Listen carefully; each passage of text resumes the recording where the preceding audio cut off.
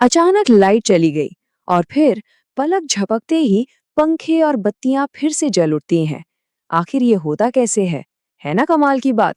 इसका सारा राज उस एक छोटे से डिब्बे में छिपा होता है जिसे हम इन्वर्टर कहते हैं। तो चलिए आज इसी डिब्बे के अंदर झांकते हैं और इसके पीछे की साइंस को समझते हैं। तो सवाल यही है कि उस एक पल में जब मेन पावर जाती है और बैकअप शुरू होता है, आखिर होता क्या है?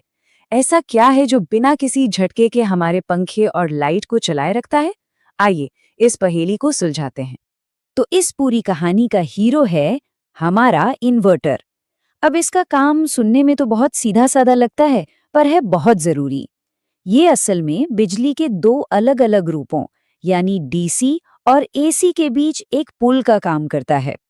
अच्छा, तो ये इन्वर्टर आखिर है क्या भला? अगर बिल्कुल आसान भाषा में कहें तो ये एक तरह का कन्वर्टर है।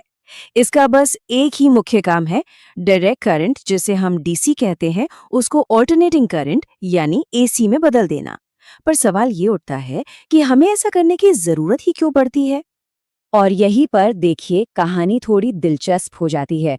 हमारे इन्वर्टर की जो बैटरी होती है ना, वो पावर स्टोर करती है डीसी यानी डायरेक्ट करंट के रूप में। लेकिन हमारे घर के ज्यादातर उपकरण जैसे पंखे, टीवी, बल्ब, ये सब चलते हैं एसी यानी ऑल्टरनेटिंग करंट पर। तो बस एसी डीसी को एसी में बदलने का जरूरी काम हमारा इन्वर्टर करता है। तो इसे ऐसे समझ सकते हैं कि इन्वर्टर एक बैकअप डिवाइस की तरह है।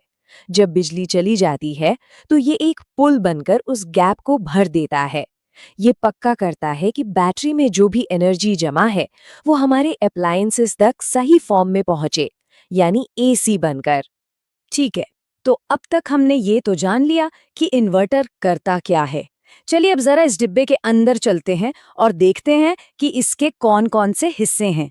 देखिए, एक इन्वर्टर सिस्टम में 4 मेन कंपोनेंट्स होते हैं जो एक टीम की तरह मिलकर काम करते हैं। तो ये है वो 4 खिलाड़ी। सबसे पहले बैटरी। ये तो हो गया हमारा पावर बैंक जहां सारी एनर्जी स्टोर होती है। फिर आता है चार्जर सर्किट। इसका काम है ये देखना कि पावर बैंक हमेशा फुल रहे। तीसरा है इन्वर्टर सर्किट। यही है असली जादूगर जो डीसी को एसी में बदलता है। और आखिर में रिले स्विच। इसे आप टीम का ब्रेन कह सकते हैं, जो फौरन फैसला लेता है कि कब मेन लाइन से बैटरी पर स्विच करना है। तो अब सबसे जरूरी सवाल पर आते हैं, जिस पल बिजली जाती है उस पल असल में होता क्या है? हमें तो बस इतना पता चलता है कि लाइट चली गई और वापस आ गई, पर इस एक सेकंड के अंदर एक पूरी स्टेप बाय स्टेप प्रोसेस होती है। आइए इसे ही समझते हैं। पहले उस सिचुएशन को देखते हैं जब सब कुछ नॉर्मल है, मतलब बिजली आ रही है। ऐसे में इन्वर्टर सिस्टम एक तरह से स्टैंड बाय मोड पर होता है, मानो आराम कर रहा हो।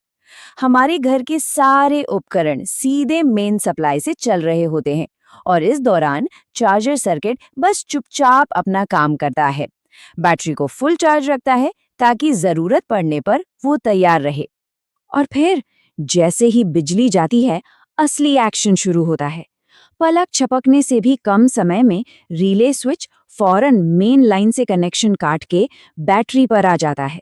फिर बैटरी अपनी डीसी पावर इन्वर्टर को देती है।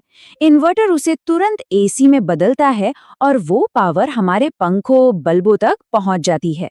और ये सब कुछ इतनी तेजी से होता है कि हमें महसूस तक नहीं होता।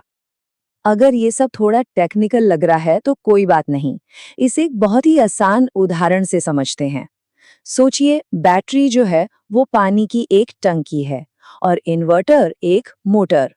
जब बिजली आ रही है तो टंकी में पानी भर रहा है और जैसे ही बिजली गई, मोटर चालू हो गया और टंकी के पानी को इस्तेमाल के लिए बाहर निकालने लगा। है ना बिल्कुल आसान?